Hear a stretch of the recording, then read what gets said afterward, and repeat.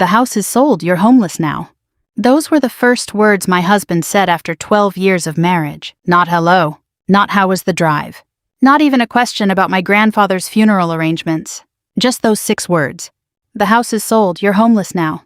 I stood frozen at the bottom of our porch steps, my hand still wrapped around my car keys. The late afternoon Colorado sun cast long shadows across the front yard. The flower beds I had planted myself were blooming. The porch swing my grandfather had helped me build 20 years earlier rocked gently in the breeze. And sitting on that porch were the 2 people I trusted most. My husband Mark, and my mother-in-law Diane. Between them sat a neat stack of papers. I knew what they were before I even reached the steps. Divorce papers. What neither of them knew was that I had spent the previous 2 hours sitting in a lawyer's office listening to the reading of my grandfather's will. And what I had learned there was about to change everything. But they didn't know that yet. They thought they were the ones delivering a surprise. They thought they had already won. And that is why I smiled. Not because I was happy. Not because I wasn't hurt. I smiled because for the first time all day I realized I wasn't the one about to have my life destroyed. I climbed the porch slowly. Neither of them stood up. Neither of them looked ashamed. Mark actually looked relieved, as if he had finally completed a chore he had been avoiding. Diane looked even worse. She looked excited, almost cheerful. The kind of cheerful people get when they think they're about to witness someone else's humiliation. "Well," she said, "you're finally home." I looked at the papers, then at Mark. "What's going on?" His jaw tightened. "I think you know." "No," I said calmly, "I don't." He pushed the documents toward me. "Our marriage is over." I stared at him. Not dramatically, not tearfully, just stared. Because even though our marriage had been struggling, I never expected this. Not today. Not like this. Not while I was still grieving my grandfather. Diane crossed her arms. "Let's not drag this out." I looked at her. Then back at Mark. "You're divorcing me today?" "Yes." "Why today?" Neither answered immediately. That silence told me more than words could. Something had happened. Something they believed gave them power. Then Diane spoke. "The house sold this morning." I blinked. "What house?" She laughed. "Our house." I glanced toward the front door, then back at her. "I'm sorry, what?" Mark finally spoke. "The paperwork is done." I felt my pulse quicken. "The house sold?" "Yes." Without my signature, Diane rolled her eyes. "You always worry about details." That sentence alone nearly made me laugh. Details. My grandfather had spent his entire life teaching me that details were everything. He used to say that fortunes were lost because people ignored small print. That families fell apart because nobody bothered reading documents. That trust was wonderful, but paperwork was better. At the time, I thought he was paranoid. Standing on that porch, I finally understood what he meant. Mark leaned forward. "You need to stop worrying about the house." "Why?" "Because it doesn't matter anymore." I looked at him carefully. There was something strange in his voice. Not confidence. Not exactly. More like rehearsed confidence, like a man repeating lines he had practiced in front of a mirror. Diane pointed toward the papers. "Sign them."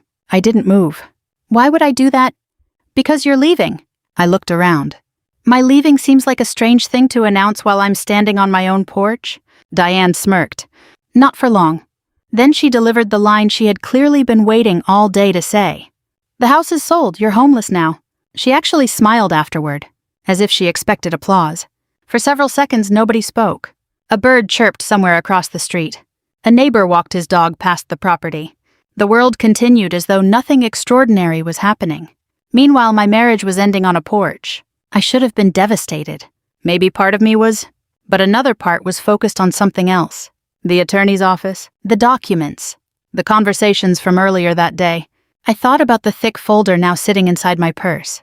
I thought about the trust paperwork, the property records, the inheritance documents. Most of all, I thought about one sentence spoken by my grandfather's attorney. "Sarah, this property has never legally belonged to your husband." At the time, I hadn't fully understood why he emphasized that point. Now I did. Slowly, I looked at Mark. "When did you sell the house?" "This morning." "Who handled the transaction?" "That's none of your business." I nodded. Interesting answer. Very interesting. Diane leaned forward. "You're taking this surprisingly well." "Am I?" "Yes." I looked at the divorce papers again, then at her, then at Mark. The strange thing was that neither seemed angry. Neither seemed emotional. They seemed triumphant. as if they had been waiting months for this moment. That realization hurt more than the divorce itself, because it meant this wasn't impulsive. This wasn't a fight gone too far. This was planned, carefully planned. While I was caring for my grandfather during the final months of his life, while I was driving him to doctor's appointments, while I was sitting beside hospital beds, they were planning this. The thought settled heavily inside my chest. Mark finally broke the silence. "Say something." I looked directly at him. "Did you know where I was today?"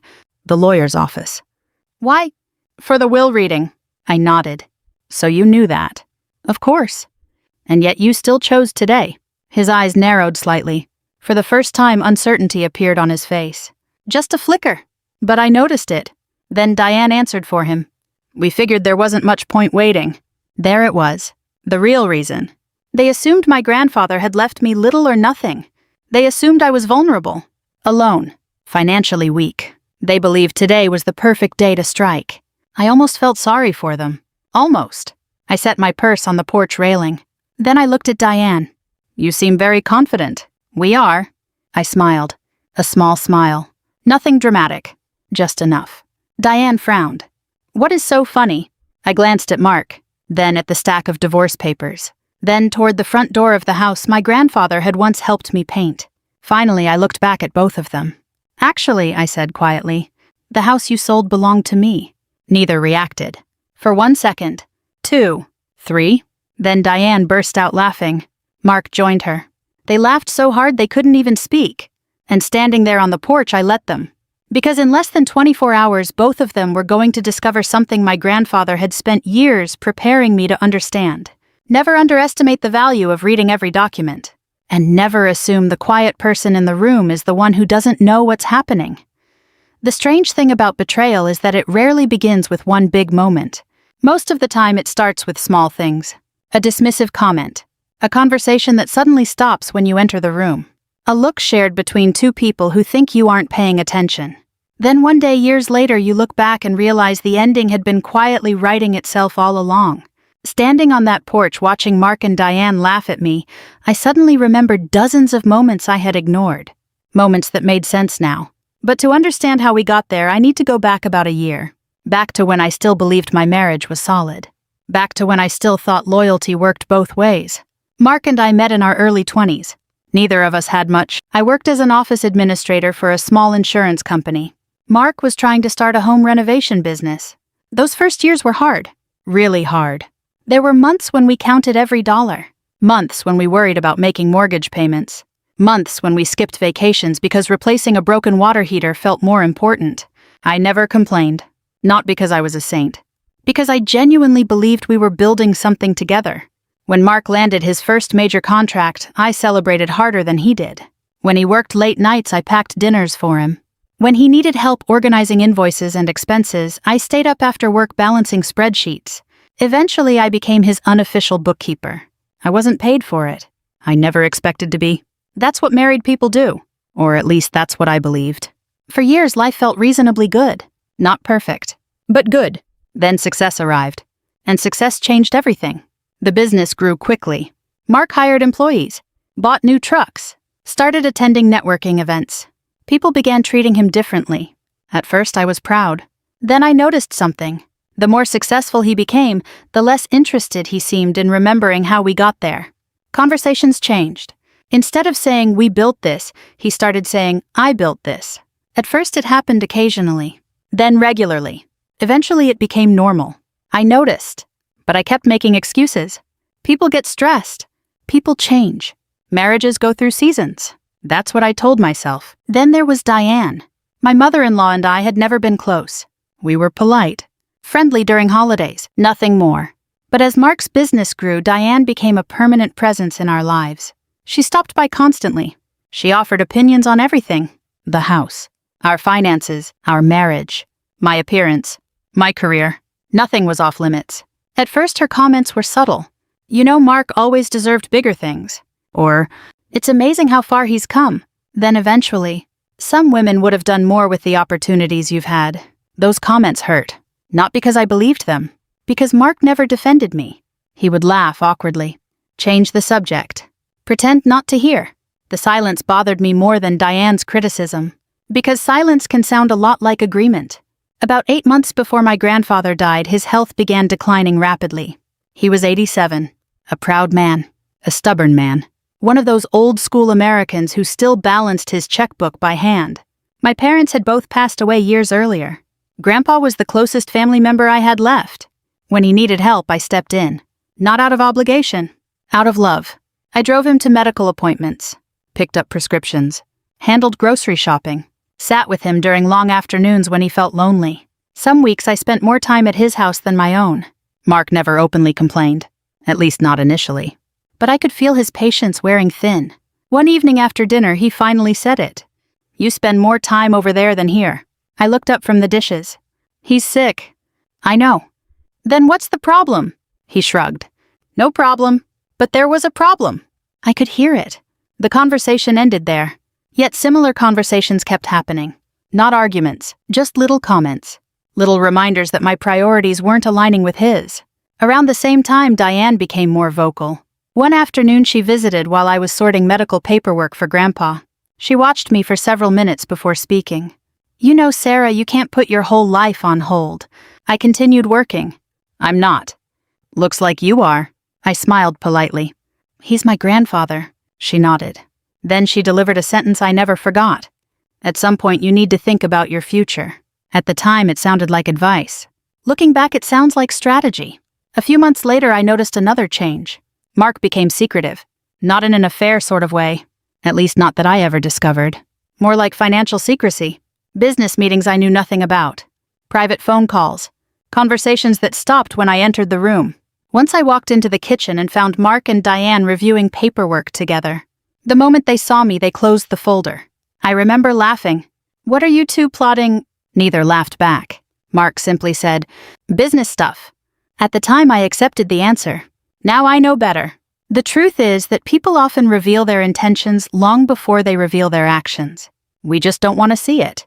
Because seeing it means accepting reality. And reality can be painful. The final months of Grandpa's life were emotionally exhausting.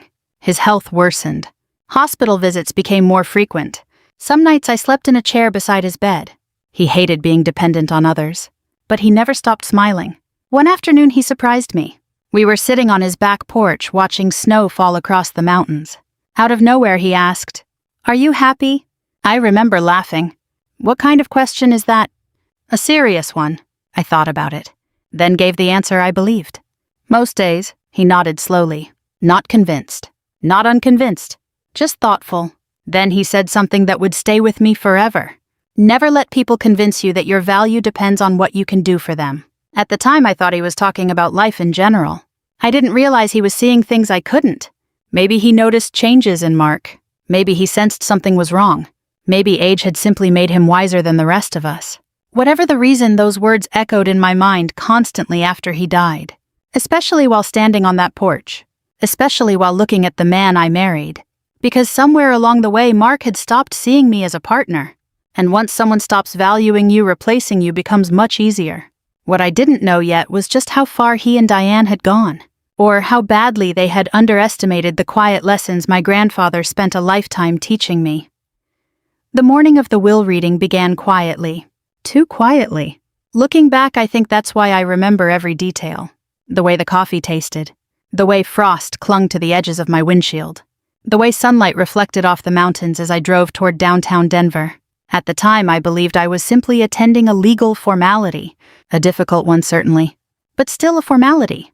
My grandfather had passed away 3 weeks earlier. The funeral was over. The casseroles had stopped arriving. The sympathy cards had slowed. Life was beginning that strange transition that follows grief, where the world expects you to move forward, even though part of you is still standing beside a gravesite. That morning I missed him terribly. Not because of money. Not because of inheritance. Because he had been the one person in my life who always made me feel seen. Even as a little girl. Even when I made mistakes. Even when nobody else understood me. Grandpa always did. The attorney's office occupied the second floor of a red brick building, overlooking a small city park. It was the same office Grandpa had used for decades. The receptionist greeted me by name. That alone nearly made me cry. Small towns and long relationships create that kind of familiarity. I arrived 10 minutes early. The conference room felt strangely empty. Just me, Grandpa's attorney Richard Collins, and several neatly organized folders sitting on a polished oak table. Richard had known my grandfather for almost 30 years. He was somewhere in his late 60s now. Gray hair, calm voice. The kind of attorney who looked more like a retired professor than a lawyer. He shook my hand warmly. Your grandfather spoke about you often. I smiled. He talked about everybody. Richard laughed. True, but he spoke about you differently. That sentence stayed with me. Differently. I wasn't sure what he meant, but I would soon find out. After a few formalities, Richard opened the first folder. We reviewed several routine matters. Personal possessions, family photographs, charitable donations. Nothing unexpected? Everything seemed exactly as I had imagined. Then Richard opened another file. His expression changed slightly. Not dramatic, just more serious. Sarah, he said, your grandfather left detailed instructions regarding certain assets. I nodded, still not particularly concerned. I assumed there might be a few savings accounts, perhaps some investments. Grandpa had always been financially responsible, but he had lived modestly. The same truck for 15 years, the same house, the same habits. Nothing about his lifestyle suggested extraordinary wealth. Then Richard began reading, and suddenly everything changed. The first number barely registered. Then I heard it again, and again. I actually asked him to repeat it. $5.8 million. For several seconds I simply stared at him. I thought I had misunderstood. Maybe a decimal point, maybe a legal term, maybe something else entirely. But no, the number remained the same. $5.8 million. I sat back in my chair, speechless. Richard gave me a moment. Apparently this reaction wasn't unusual. Finally I found my voice. Grandpa had that much money. Richard smiled. Your grandfather was considerably more successful than most people realized. That sounded exactly like him. Grandpa never cared about appearances, never bought expensive cars, never tried impressing neighbors. While other people spent money showing off success, he quietly invested, year after year, decade after decade, patiently, consistently. The result sat inside those folders. I felt overwhelmed, not excited, not yet, mostly stunned. Then Richard continued. The inheritance included several investment accounts, additional assets, property holdings, and finally something called the Aspen family estate. I had heard the name before, only vaguely. As a child, I remembered Grandpa mentioning a property in Colorado that had belonged to earlier generations, but I assumed it had been sold long ago. Apparently it hadn't. The estate remained in family ownership, and now it belonged to me. I shook my head slowly. I don't even know what to say. Richard smiled kindly. You don't need to say anything today. Then his expression became serious again. There is one more matter. He slid a thick document across the table. Your grandfather specifically instructed me to review this with you personally. I opened the file. The pages looked familiar. Very familiar. Then I realized why. They involved my house. The house where Mark and I lived. The house where he had handed me divorce papers only hours later. At the time, I had no idea how important these documents would become. Richard pointed toward several highlighted sections. This property originated from a protected family trust. I listened carefully. The trust transferred ownership solely to you before your marriage. I frowned. Okay. The property remained separate. I nodded slowly, still not understanding. Richard leaned forward. Sarah, legally speaking, the residence is yours. Mine and Mark's. He shook his head. No. I blinked. What do you mean? I mean yours. The room suddenly felt very quiet. Richard continued. Your husband has occupancy rights as a spouse, but ownership rights are entirely different. I stared at the paperwork, then back at him. You're sure? Very. I remembered laughing. Not because it was funny, because it felt unnecessary. Mark and I were married. Why would ownership matter? Why would anyone care? The question seems ridiculous now, but at the time it felt completely reasonable. Richard wasn't finished. Your grandfather was extremely specific. That didn't surprise me. He believed you trusted people too easily. That part surprised me. I looked down at the papers, then at the attorney. Did he really say that? Richard smiled. He did. I couldn't help smiling too. It sounded exactly like Grandpa. Loving. Protective. Occasionally frustrating. Always honest. Before leaving, Richard handed me copies of everything. Trust records.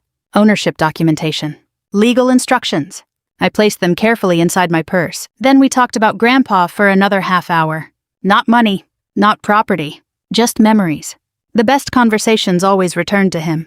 The fishing trips, the terrible jokes, the life lessons, the stubbornness. When I finally stood to leave, I felt emotional, but also grateful. The inheritance mattered. Of course it did. Yet the money wasn't what stayed with me. What stayed with me was the realization that my grandfather had spent years quietly protecting me, even after he was gone. As I walked toward the parking garage, I found myself smiling for the first time in weeks. I couldn't wait to tell Mark. Not because of the money, because I thought it would be wonderful news. Good news. Hopeful news. The kind of news married couples celebrate together. I imagined us sitting at the kitchen table, talking about the future, paying off debts, helping others, maybe even traveling. For a little while, I felt optimistic again. I had no idea that while I was driving home carrying the best news of my life, my husband and mother-in-law were sitting on my porch preparing the worst betrayal of theirs.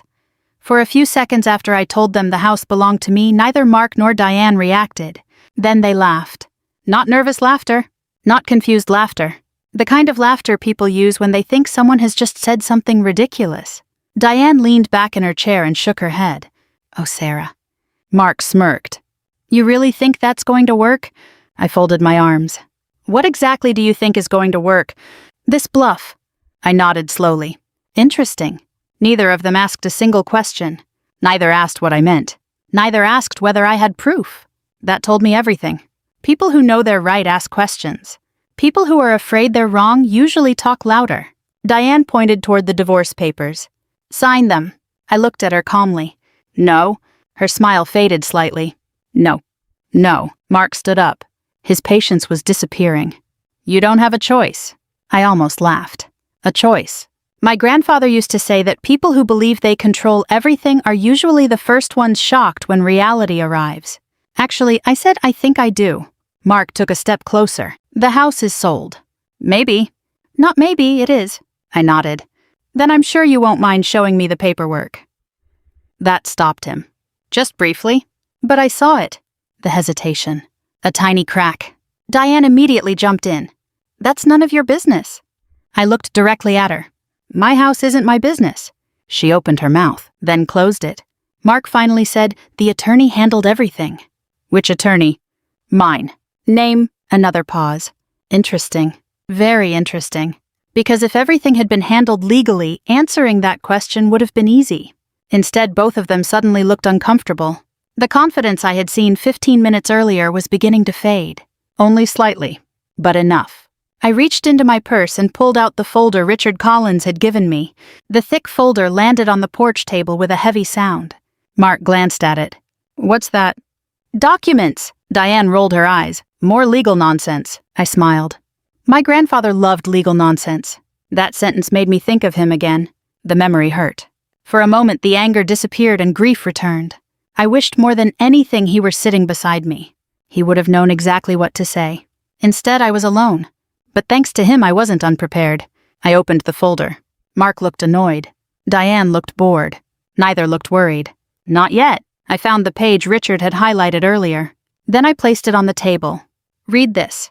Nobody moved. I pushed it closer. Still nothing. Finally, Mark picked it up. His eyes moved across the page. At first, his expression remained unchanged.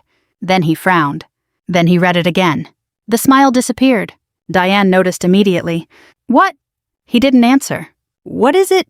Still nothing. She grabbed the document from his hand. The silence that followed lasted nearly 30 seconds. I watched her read, then reread, then read a third time. Her face slowly turned pale. The change was so dramatic it almost looked theatrical. But it wasn't. For the first time all afternoon, neither of them had a prepared response. Because paper doesn't care about opinions. Paper doesn't care about assumptions. Paper only cares about facts. Finally, Diane looked up. This isn't right. It is. No, it is. Mark rubbed his forehead. This says, I know what it says. The house had originally been transferred through a protected trust years before my marriage. The ownership had never changed. Not once, not ever. Everything Richard told me was right there in black and white. Mark looked genuinely confused. Why didn't you tell me? I stared at him. The question actually offended me. Tell you what? That the house wasn't ours.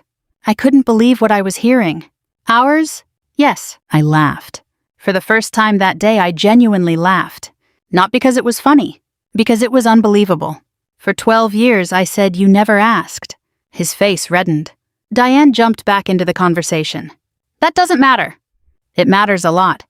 The sale is already complete." I nodded. "Then let's see." I pulled out my phone. Mark suddenly looked nervous, a reaction that didn't escape me. I called Richard. He answered immediately. Apparently he had expected to hear from me. "Sarah." "Hi, Richard." "You made it home." "Yes." A brief pause. Then he said something that instantly told me he already understood what was happening. "Did something happen?" I looked directly at Mark. "Quite a few things." The next 10 minutes changed the entire atmosphere. I placed the call on speaker. Richard asked a series of questions. Simple questions. Professional questions. Questions that neither Mark nor Diane seemed eager to answer. Who authorized the sale? Who signed? Who prepared the documents? Which title company handled the transaction? Each question created more silence and more discomfort. By the end of the conversation, Richard's tone had become noticeably serious. Very serious. Then he delivered the sentence that finally shattered their confidence. "Sarah, based on what I'm hearing, there may be significant legal issues here." The color drained from Diane's face. Mark stared at the porch floor. Neither spoke. Richard continued. "If ownership was misrepresented, the transaction may not be enforceable." Nobody laughed now. Nobody smirked. Nobody mentioned homelessness. The mood on the porch had completely changed. A few hours earlier, they believed they were powerful. Now they were uncertain. And uncertainty is terrifying when you've spent months believing you're in control. After the call ended, silence returned. A long silence. The kind people fill by staring at anything except each other. Finally, Mark spoke. His voice sounded smaller than I had ever heard it. "What happens now?" I looked at him. For years, I would have rushed to comfort him. Help him. Protect him from consequences. "Not anymore. I guess," I said quietly, "we find out what happens when people sign documents they never bothered to read." Nobody had a response. Because deep down they already knew. This wasn't a misunderstanding. This wasn't bad luck. This was arrogance. And for the first time since I arrived home, both of them were beginning to understand just how expensive arrogance could become. The first phone call came the next morning.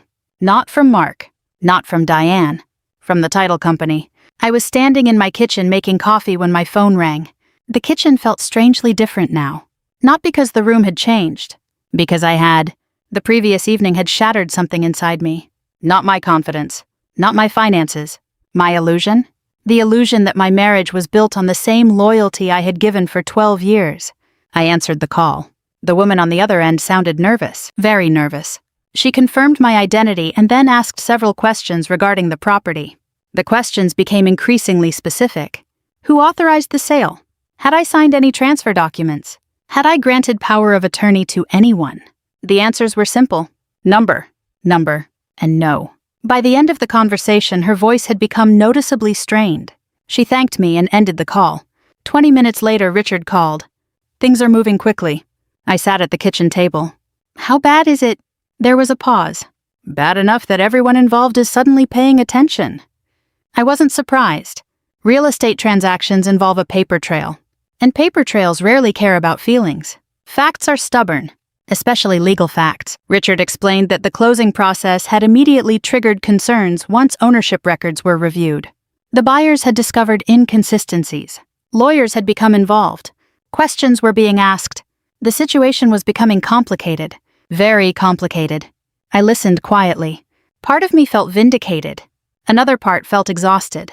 Because despite everything, I still hadn't fully processed what Mark had done. People often imagine betrayal as one explosive moment. In reality, betrayal arrives in waves.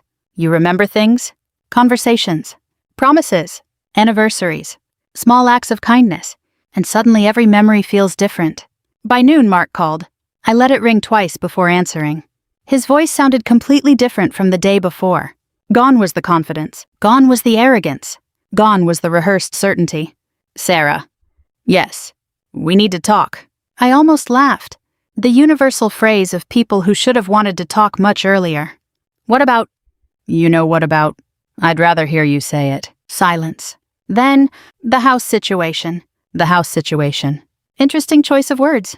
Not my attempted divorce. Not my betrayal. Not my mother's involvement. The house situation. The problem wasn't what he had done. The problem was that it wasn't working. I don't think there's much to discuss. Sarah, please. Please. I hadn't heard that word from him in a long time. I leaned back in my chair. What do you want? I need to understand what's happening. I closed my eyes briefly. The irony almost hurt. For years I had tried understanding him. Now he wanted understanding from me. The attorney can explain everything. This isn't just legal. No, it isn't. Another silence. Then he asked a question that revealed exactly where his mind was. How much did your grandfather leave you? There it was.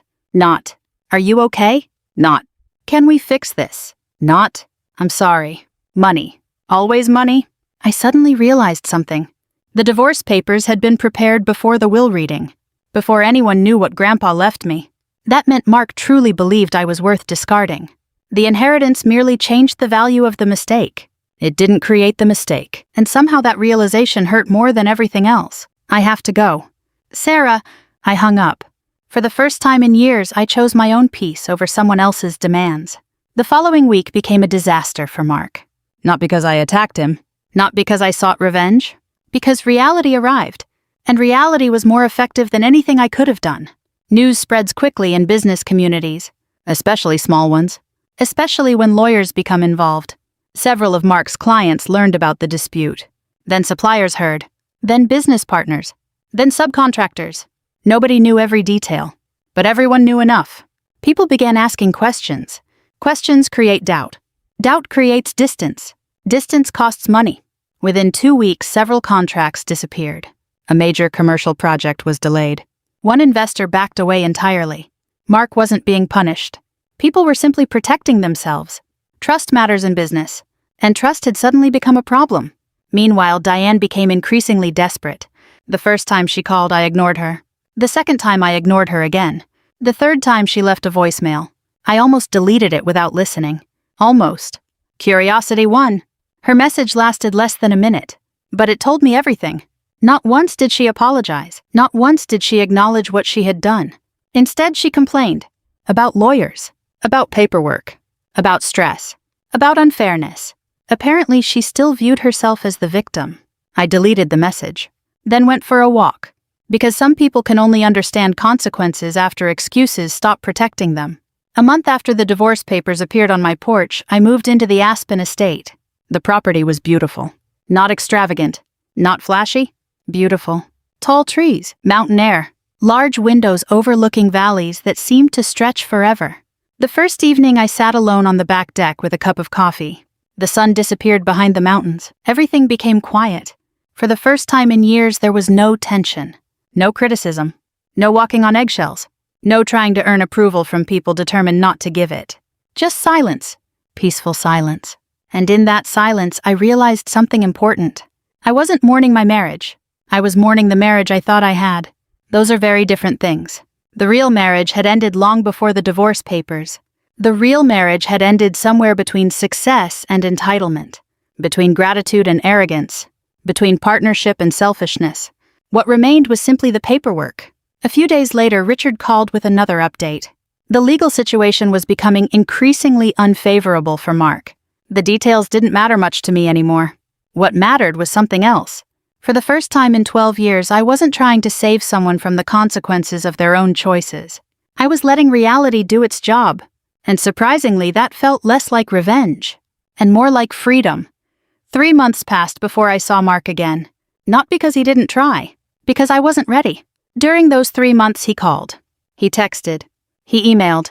Sometimes the messages were practical, sometimes emotional, sometimes simply a single sentence asking if we could talk. I ignored most of them, not out of cruelty, out of necessity. For 12 years, I had made everyone else's emotional needs my responsibility. I was finally learning how to protect my own. One Tuesday morning, I received a message that felt different. It wasn't dramatic. It wasn't manipulative. It wasn't asking for anything. Just one sentence.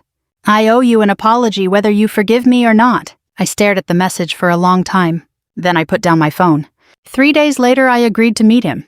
Not because I wanted reconciliation, because I wanted closure. We met at a small coffee shop halfway between Denver and Aspen. The kind of place retired couples visit after church. The kind of place where nobody rushes. I arrived first. Old habits die hard. 10 minutes later, Mark walked in. For a moment, I barely recognized him. Not physically, emotionally. The confidence that had once filled every room was gone. The arrogance had disappeared. He looked tired, older, as if the previous months had aged him several years. He carried his coffee to the table and sat down carefully. Neither of us spoke immediately. Finally, he looked up. "Thank you for coming." I nodded. He took a breath, then another. Almost as though he had rehearsed this conversation 100 times. Maybe he had. "I don't expect forgiveness." Good start. At least he understood that much. "I don't expect another chance." Even better. And I know there's no excuse for what I did. For the first time, I saw genuine shame in his eyes. Not embarrassment. Not regret over consequences. Shame. There is a difference. People regret getting caught. They feel shame when they finally understand what they've become. I remained quiet. He continued. "When my business started succeeding, I changed." I thought about arguing. Instead, I simply listened. At first, I told myself I deserved it. His voice cracked slightly. The attention, the money, the respect. I could believe that. Success doesn't reveal character. It magnifies it. Then eventually, I started believing I was responsible for everything. I looked out the window. Snow was beginning to fall. Soft flakes drifting across the parking lot. Beautiful. Calm. The exact opposite of the conversation taking place inside. "I stopped seeing what you contributed." He swallowed hard. "I stopped seeing you." That sentence hurt more than anything else he said. Because it was true.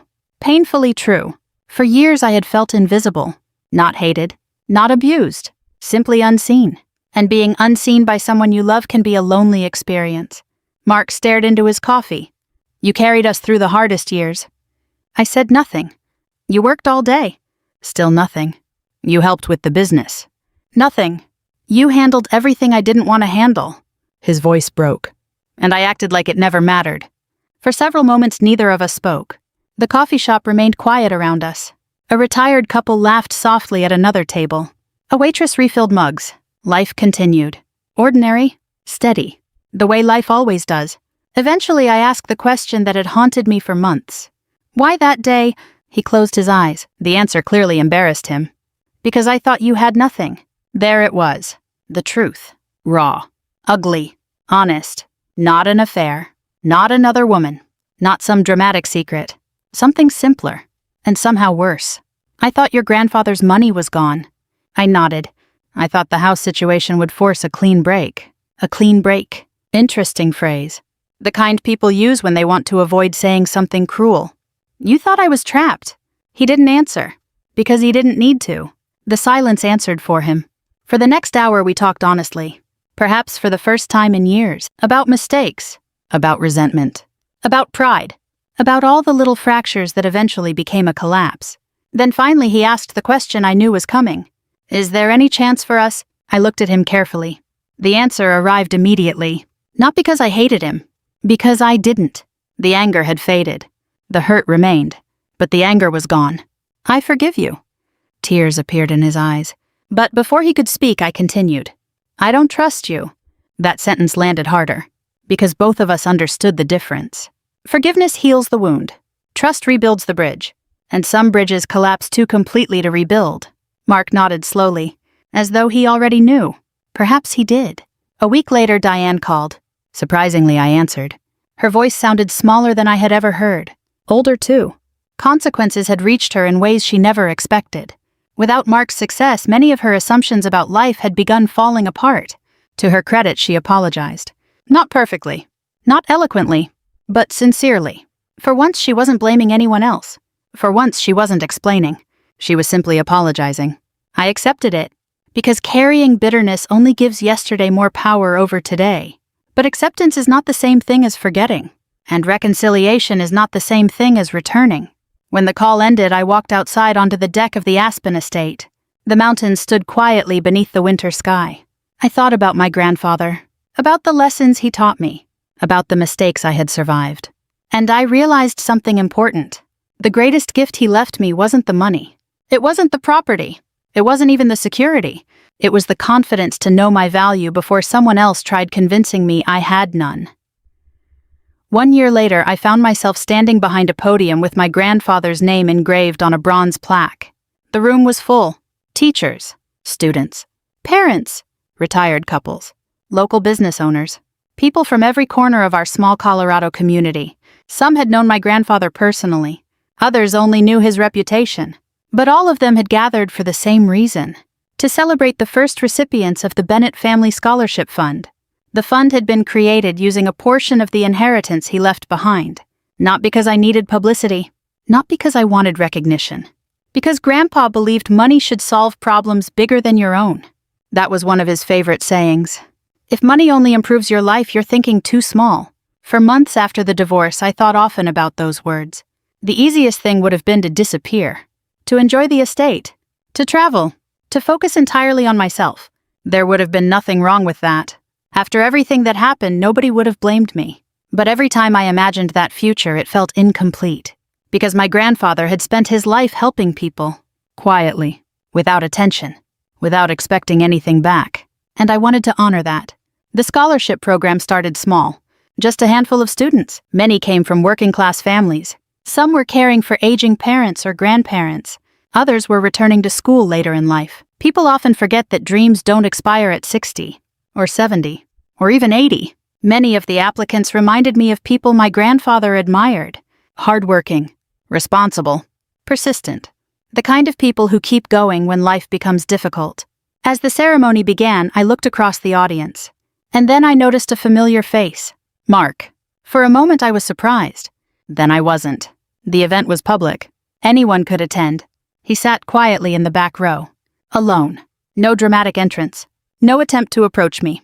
No expectation of attention. Just another member of the audience. In a strange way that made me respect him more than anything he had done during our marriage's final years. Because humility had finally arrived. And humility usually arrives only after life teaches expensive lessons. The ceremony went beautifully. Students accepted awards. Families cried. Grandparents smiled. Several recipients spoke about the challenges they had overcome. Listening to them reminded me how fortunate I truly was. Not because of money, because I had survived. Pain changes people. Sometimes for the worse, sometimes for the better. The difference usually depends on what we choose to do with it. After the event ended, people gathered for refreshments. Conversations filled the room. Laughter echoed through the hall. And eventually Mark approached me. Slowly. Respectfully. Almost cautiously. I smiled politely. Hi, Mark. Hi? For a moment, neither of us knew what to say. Then he glanced toward the scholarship display. Your grandfather would be proud. The words felt genuine. That mattered. Thank you, he nodded. I mean it. I believed him. A year earlier, I might have searched for hidden motives. Now I didn't. Because forgiveness had done its work. Not reconciliation. Forgiveness. There is a difference. One frees your future. The other rebuilds a relationship. Sometimes only one is possible. We spoke for several minutes. Nothing emotional. Nothing dramatic. Just two people discussing life. The weather. The scholarship. Mutual acquaintances. Ordinary things. And honestly, that felt like a victory. Not because we were getting back together. We weren't. Because bitterness no longer controlled either of us. Eventually, he smiled. A tired but sincere smile. I'm doing better. I'm glad. The business had survived. Smaller than before, but healthier, more stable, more honest. He had learned lessons too. Painful lessons, expensive lessons, but valuable ones. As he prepared to leave, he paused. Then he said something I never forgot. Losing you made me understand what I should have appreciated. For a moment, neither of us spoke. Then I nodded. I hope you remember that next time life gives you something valuable. He smiled sadly. I will. And then he left. No dramatic goodbye. No romantic ending. Just two people continuing separate paths. Exactly as it should be. A few weeks later, I received a handwritten letter from Diane. Not a text. Not an email. A real letter. The way older generations communicate when something truly matters. The letter was simple. She apologized again. Not for legal mistakes. Not for the property dispute. For how she treated me. For years of criticism. For years of judgment. For years of believing her son deserved someone better. Near the end, she wrote, I spent so much time measuring success that I forgot to measure character. I read that sentence several times, then placed the letter inside a drawer. Not because I wanted to forget it. Because I wanted to remember it. It contained a lesson many people never learn. The most valuable things in life rarely appear on financial statements. Character, integrity, loyalty, kindness. Those are the assets that survive every market crash, every inheritance, every divorce, every disappointment. Today, when I sit on the deck of the Aspen estate and watch the sun disappear behind the mountains, I often think about my grandfather. I think about the lessons he taught me. I think about the marriage I lost, the peace I found, the future I built. And I think about one final truth. The greatest inheritance my grandfather left me wasn't $5.8 million. It wasn't the estate. It wasn't financial security. It was the confidence to know my worth before someone else tried to assign me a lower value. If this story resonated with you, take a moment to reflect on the people who truly value you, not for what you own, not for what you can provide, but for who you are. And if you've ever had to rebuild your life after betrayal, know this. Sometimes losing the wrong people is the first step toward finding the right future. Thank you for spending this time with me. If you'd like to hear more stories about resilience, family forgiveness, and second chances, please consider sharing this story, leaving a comment, and subscribing. Take care of yourself and never underestimate your own worth.